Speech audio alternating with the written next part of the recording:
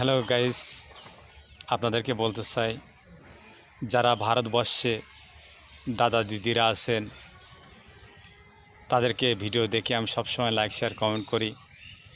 আর যাকেই সামনে পাই, যার ভিডিওটাই তাকেই করা লাইক শেয়ার কমেন্ট করে চেষ্টা করি যতটুকুনো সময় পাই।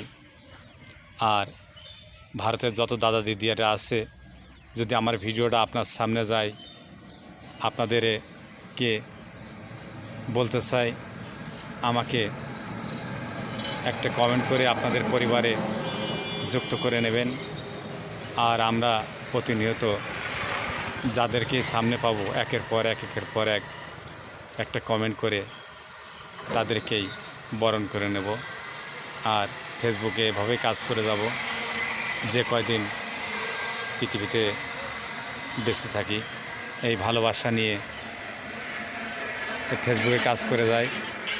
আর আজকের মতন এখানেই